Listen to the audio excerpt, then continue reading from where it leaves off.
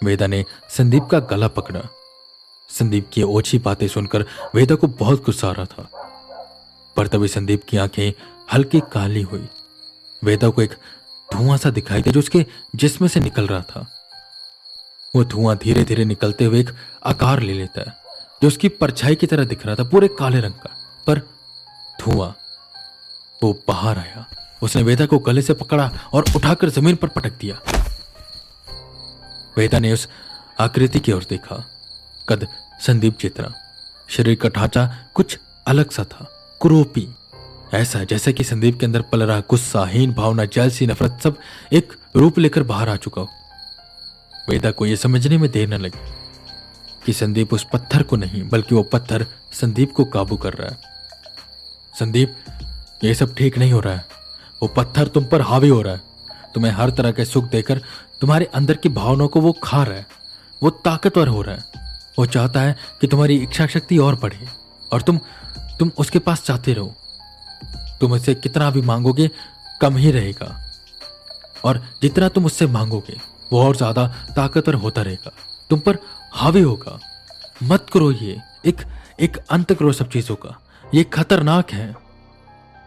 जिस पर संदीप बोला, पर इस पर उसकी आवाज भारी हो गई थी। मुझे फर्क नहीं पड़ता। मुझे जो चाहिए वो मैं लूंगा। मुझे जो चीज अच्छी लगेगी वो मेरी होगी।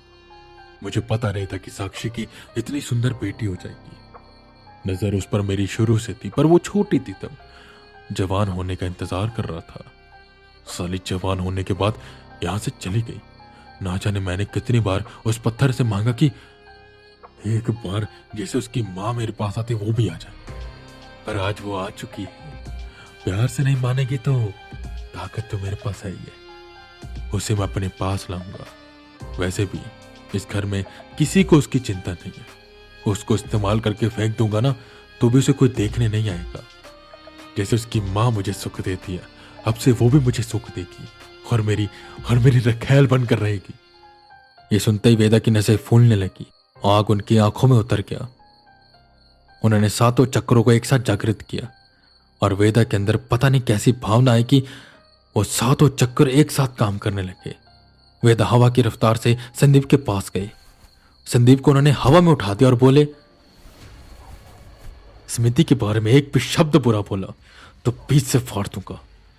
उसके बारे में अगर कुछ गलत कहा। वेदा खुद पर काबू नहीं कर पा रही थी, और यही बात गुरुजी ने वेदा से कही थी कि अपनी भावनाओं पर हमेशा काबू रखना, उन भावनाओं को अपने ऊपर हावी मत होने देना। पर यहां पर वेदा की भावनाएं उन पर हावी हो चुकी थी। वेदा ने संदीप को उठाकर दूर फेंका और जोर से चिल्लाने लगी।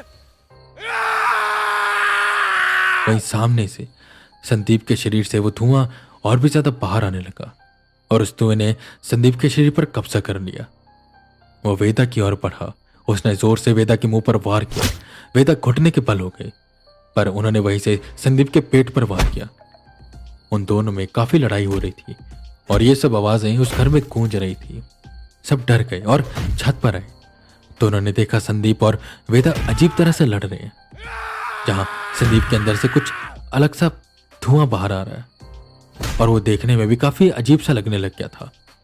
वो एक राक्षस को प्रतीत कर रहा था। वही वेदा, जिनके पास ताकत तो थी पर वो बेकाबू हो चुके थे। वो संदीप को उठा कर यहाँ पटक रहे थे। ये सब होते हुए देख स्मृति की मां वेदा की ओर भागी कि वो कैसे संदीप को मार सकता है, पर संदीप भी अपने काबू में नहीं था। वो जो राक्षस था वो उस पर हावी हो चुका था। वेदा ने जो उस पर वार किया उससे उसके स्वाभिमान को ठेस पहुंची और वह सब भूल गया। उसने स्मृति की मां को दूर फेंका और वेदा पर पागलों की तरह वार करने लगा। जहां वेदा की आंखों में खून उतरा हुआ था वहीं संदीप की भी।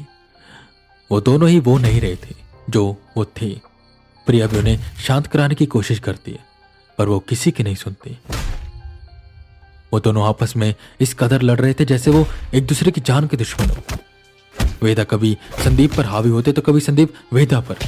उन्हें शांत कराने की कोई भी अब कोशिश नहीं कर रहा था। वही अलमीरा में पड़ा वो पत्थर अपने आप हिल रहा था। वेदा ने संदीप के दोनों हाथों को पकड़ा और उखाड़ कर दूर फेंक दिया। ये देखकर सबकी आंखें फटी की फटी रह गई और इसे होते हुए देख स्मृति तो बेहोशी हो गई। वहीं प्रिया जिसके पास ताकतें थी वह महसूस कर पा रही थी कि यहां पर कुछ तो गड़बड़ है, पर उसकी वेदा ने ड्यूटी लगाई थी कि उसे स्मृति को बस बचाना है, तो फटाफट स्मृति को लेकर वहां से भागने लग जाती है। संदीप के दोनों हाथ के उखड़ते ही वो पत्थर अपने आप टूट गया और उसके अंदर से काला धुआं बाहर निकलकर जमीन पर फैलने लगा। प्रिया जहां स्मृति को सहारा देते हुए बाहर लेकर जा रही थी, वो जैसे ही हॉल में पहुंचती है, वो जो काला धुआं चारों तरफ फैल चुका था वो सैनिकों का आकार ले लेते हैं, काले रंग के सैनिक, और वो तुरंत प्रिया पर वार करने लगे। प्रिया के पास ताकतें थी और गुरुजी ने उसे बहुत कुछ सिखाया था, तो उसने लड़ना शुरू किया। वो उन सभी से लड़ रही थी और साथ ही साथ स्मृति को बचा भी रही थी। वही वेदा जोर जोर से चिल्ला रहे थे जैसे वो ताकत उनके शरीर पर हावी हो रही हो। संदीप जो जमीन पर पड़ा था, उसके पास स्मृति की मां फिर से आई और उसे चूमने लगी। यह सब मंजर देख सबके होश उड़े। संदीप की वाइफ आती है और स्मृति की मां को पकड़कर दूर करती है।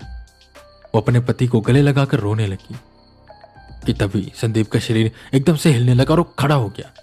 वो दोनों हाथ एकदम से उड़कर संदीप के पास और जुड़ गए। पत्थर टूट चुका था और उसमें मौजूद सारी शक्ति आजाद हो चुकी थी। हालांकि बस उस राक्षस का अंश भर था, पर वेदा पर हावी पड़ रहा था। वेदा संदीप की ओर बढ़े। आगे बढ़कर संदीप ने वेदा के पेट पर वार किया, जिससे वेदा जमीन पर गिरी। उसने हाथ ऊपर किया, उसके हाथ में तलवार आई काले रंग की। वो बस वेदा के अंदर उसे डालने वाला था कि तभी जो आसमान में चांद था वो पूरा लाल हो गया। संदीप जहां पर था वहीं जम गया। वेदा के हाथों और पैरों में बेड़ियां आ गई। वो जमीन पर ही चिपक से गए। घर में वो जो सोल्जर जैसे दिखने वाली आकृतियां थी वो अभी भी प्रिया से लड़ रही थी। प्रिया किसी तरह मेन गेट के पास पहुंची, पर वहां पर एक अदृश्य दीवार से बन चुकी थी जो किसी को भी बाहर जाने नहीं दे रही थी और शायद कोई भी बाहर से अंदर नहीं आ सकता था। वो इस घर में फंस चुके थे और एक अनजान से शक्ति आजाद हो चुकी थी। एक घेरा ऐसा बन गया था जो उन्हें उस दुनिया से अलग कर रहा था। वही स्मृति बेहोश थी। संदीप जम चुका था। घर के बाकी सदस्य बस रास्ता ढूंढ रहे थे यहां से भागने का। प्रिया सोल्जर से लड़ रही थी और वेदा बेड़ियों में जकड़े हुए थे। अब क्या होगा, प्रिया यही सोच सोचकर घबरा रही थी। और वहीं इन सब बातों से अनजान आर्यन अपने रूम पर पहुंच चुका था। वो इक्विपमेंट्स लेने और अगले सुबह वो इस घर में वापस आने वाला था, पर उसे पता नहीं था कि इस घर में आखिर हो क्या रहा है।